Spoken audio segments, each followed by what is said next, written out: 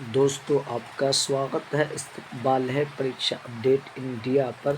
दोस्तों इस वक्त की सबसे बड़ी अपडेट निकल कर के आ रही है बीपीएससी TRE4 अभ्यर्थियों के लिए। ये बहुत बड़ी अपडेट निकल कर के आ रही है।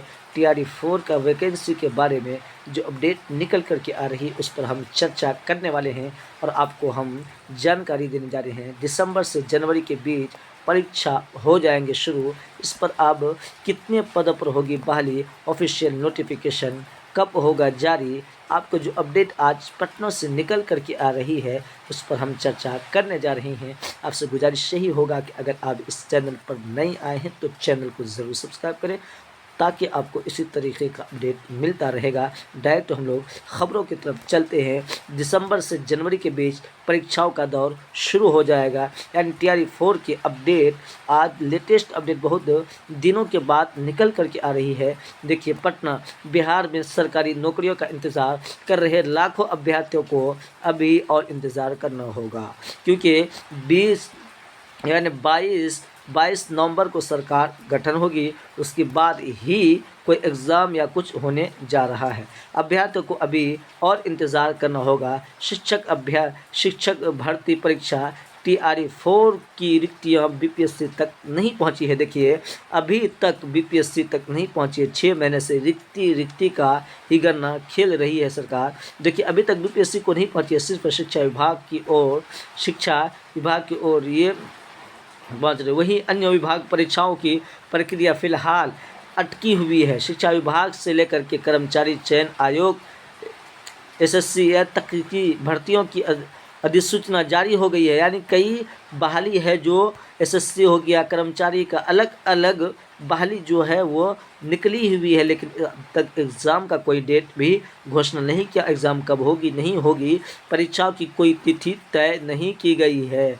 ठीक है, वही अन्य विभाग परीक्षाओं की प्रक्रिया फिलहाल अटकी हुई है, ये आप इसको समझ सकते हैं। ठीक है, भर्तियों की अधिसूचना जारी हो गई है पर परीक्षा की कोई तिथि तय नहीं की गई है। जानकारी के अनुसार TRE4 की रिक्तियां अब तक BPSC को नहीं भेजी गई है।